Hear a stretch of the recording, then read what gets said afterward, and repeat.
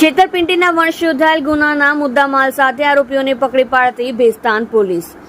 Commissioner Shri Surat શહેર, અધિક police commissioner Shri sector 2, નાયબ પોલીસ કમિશનર શ્રી ઝોન 6 તથા મદદનીશ પોલીસ કમિશનર આઈ ડિવિઝન નાઓએ તાજેતરમાં ભેસ્તાન પોલીસ સ્ટેશનમાં નોંધાયેલ વંશોધાયેલ ગુનાઓ શોધી કાઢવા માટે આપેલ સૂચના અનુસાર પોલીસ ઇન્સ્પેક્ટર શ્રી એચ.એમ. ગઢવી નાઓના માર્ગદર્શન હેઠળ ભેસ્તાન પોલીસ સ્ટેશનના સર્વેલન્સ સ્ટાફના પોલીસ માણસો પેટ્રોલિંગમાં હતા. દરમિયાન સાથેના એએસઆઈ રાકેશ સાહેબ રાવ વાનખડે તથા પોલીસ કોન્સ્ટેબલ સંદીપ સદાશિવ તથા પોલીસ કોન્સ્ટેબલ અશફાક હુસેન ફઝલ હુસેન નાઓને સંયુક્ત બાતમી હકીકત મળેલ કે ભેસ્તાન પોલીસ સ્ટેશનમાં દાખલ થયેલ છેતરપિંડીના ગુનાના આરોપીઓ ભેસ્તાન 3 રસ્તા પાસેથી પસાર થાય છે. જે બાતમી હકીકત આધારે બાતમીવાળી જગ્યા પરથી આરોપી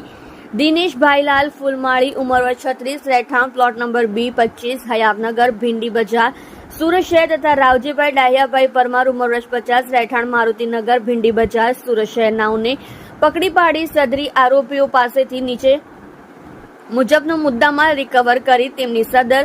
મુદ્દામાલ બાબતે યુક્તિ પ્રયુક્તિથી પૂછપરછ કરતા તેઓએ સદર મુદ્દામાલ આજથી 20 દિવસ પહેલા ભેસ્તાન 3 રસ્તા સ્ટેટ બેંકની બાજુમાં આવેલ ગલીમાં સ્ટીલની માટલીમાં ₹1 ચાંદીના 1100 સિક્કાઓ 70,000 આપવાની બદાનથી